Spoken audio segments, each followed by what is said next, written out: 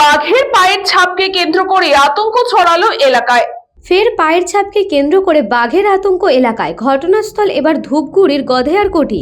ঘটনার খবর পেয়ে ঘটনাস্থলে পৌঁছায় নাথুয়া রেঞ্জের বনকর্মীরা। এলাকাবাসীদের হাতে দেওয়া হলো বাজি পটকা। এলাকাবাসীদের অভিযোগ, গধেয়ারকোঠির দক্ষিণ ঝাড় আলতাগ্রাম এলাকায় গত কয়েকদিন ধরে বিভিন্ন জমিতে পায়ের ছাপ লক্ষ্য করে এলাকাবাসীরা। তাদের দাবি, অনেকটা বাঘের পায়ের ছাপের মতোই এই জমিতে থাকা পায়ের ছাপগুলো। ঘটনার জেরে ভয়ে জমিতে যাওয়া বাদ দিয়েছে কৃষকরা। এলাকাবাসীদের দাবি, গ্রামের 2 গৃহবধূ স্বচক্ষে নাকি বাঘের মতো দেখতে কিছু দেখতে পায়। আর সেই কথা জানাজানি হতেই এলাকায় আতঙ্ক ছড়িয়ে পড়ে গ্রামবাসীদের মধ্যে। বিগত কয়েকদিন আগে ধূপগুড়ির অপর একটি এলাকায় বাঘের আক্রমণে আহত হয় এক ব্যক্তি।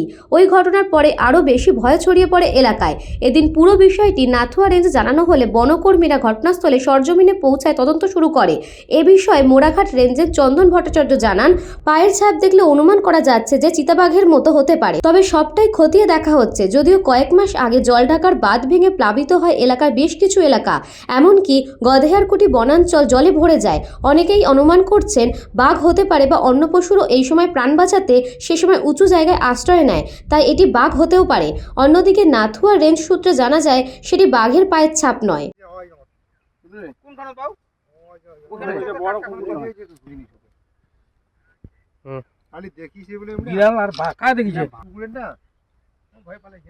হ্যাঁ অরিজিনালে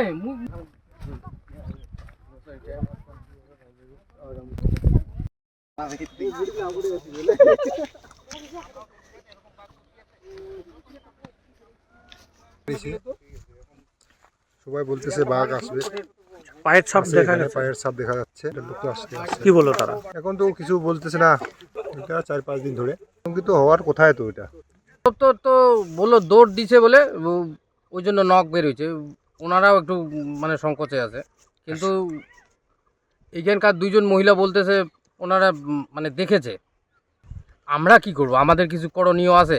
এখন ওনারা আসে বন দপ্তরের পক্ষ থেকে, ওনারা যদি উপযুক্ত ব্যবস্থা না নেয় তাহলে তো আমরা একটু ভয়েই থাকব। জলপাইগুড়ি থেকে খাদিমুল ইসলামের রিপোর্ট, নিউজ বঙ্গ time. St. Augustine's Day School, Barakpur.